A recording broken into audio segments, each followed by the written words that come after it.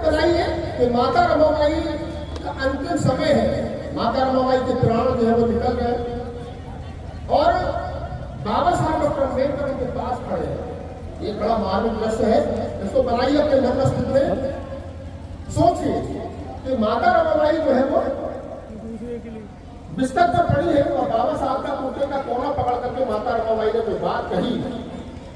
मैंने कहीं पढ़ा है किताब में, तो मैंने सोचा इसमें एक गीत लिखता हूँ, तो मैंने गीत लिखने की कोशिश करी है, वो निवेदन करता हूँ, आपको सुनिए। माता रमाबाई क्या कहती है और बाबा साहब डॉक्टर अम्बेडकर उसके जवाब में क्या कहते हैं। ये बाबा साहब और माता रमाबाई का संवाद है, आप सुनो। माता रमाबाई को क्या कहते हैं कि कदम हमारे थक चुके हैं। बस ये कविता थोड़ा सा सुन लेना, मुझे लग जाएगा कि मेरा शाहजहांपुर 400 किलोमीटर चल गया सार्थक हुआ। ये कविता मेरे दिल के करीब है। जब ये कविता मैंने लिखी तो मैं खुद भी रोया, और जब पहली बार मैंने गुजरात में सुनाई संकल्प भूमि पर, तो वो लोग भी रोए जिन्होंने कविता सुनी। तो आप थोड़ा सा दिल को महसूस करके सुनिए कि उस समय क्या दृश्य रहा होगा। माता रमाबाई क्या कहती है कि कदम हमारे थक चुके हैं, साहिब तुम बिना यकीन कर लो। इस कविता में एक चीज कॉमन है, एक शब्द कॉमन है, वो है यकीन कर लो। तो जितने लोग बैठे हैं मंच पर और मंच के सामने, वो एक बात सुन लो, बस यकीन करो कि कदम हमारे थक चुके हैं, साहिब तुम बिना यकीन कर लो। मैं 4 बच्चे गवा चुकी हूँ, साहिब तुम बिना यकीन कर लो। मैं 4 बच्चे गवा चुकी हूँ, साहिब तुम बिना यकीन कर लो। और हमारा राज रतन नहीं है, अरे इस धरा पर यकीन कर लो। बाबा साहब अम्बेडकर याद थे तो हवा में उछाल करके माता रमाई से कहते थे कि रमाई हमारा बेटा बड़े होकर के देश में राज करेगा। लेकिन जब राजरत्न की मृत्यु हो गई दवाई के अभाव में, तो माता रमाई ने कहा कि तुम तो कहते थे राजरत्न बड़े होकर के राज करेगा, अब तो राजरत्न भी बन गया। मेरे 3-4 बच्चे लगे, अरे क्या लीला है कि मेरी भी सांस मेरे सामने जो है मुझे नहीं लगता दे पाऊंगी।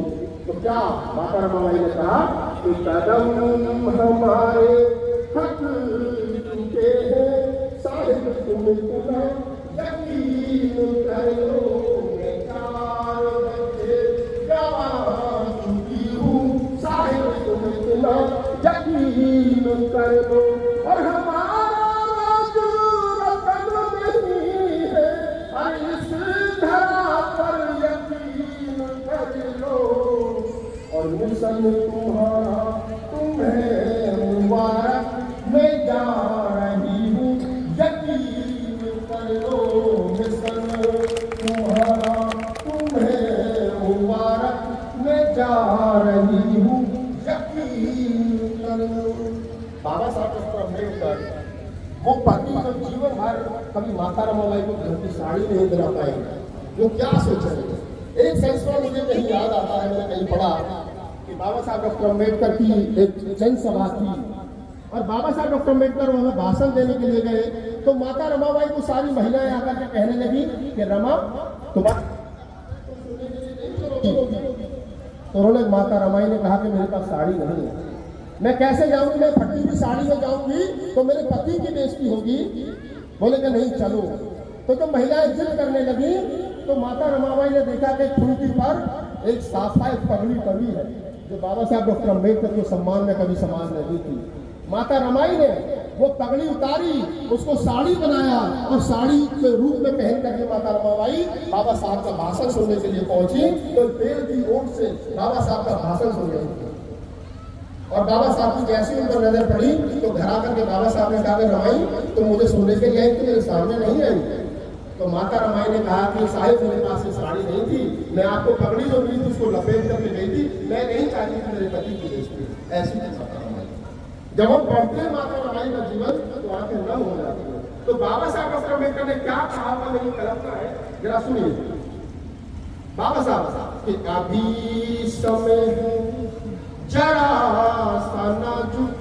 बाबा साहब कहते हैं रमाई से कि अभी समय है जरा सा नाजुक, रमा तुम इतना यकीन करो कि अभी समय है जरा सा नाजुक, रमा तुम इतना यकीन कर लो। हमारे बच्चों की ये कुर्बानी न जाएगी व्यर्थ, यकीन कर लो। हमारे बच्चों की ये कुर्बानी न जाएगी व्यर्थ, यकीन कर लो। और हजारों राज रत्न खेलेंगे, अरे इसी धरा पर यकीन कर लो।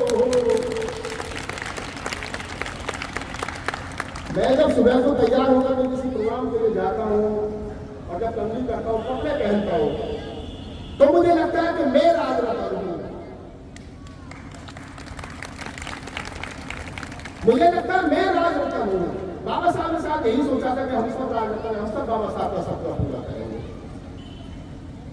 कि हजारों राज रत्न खेलेंगे,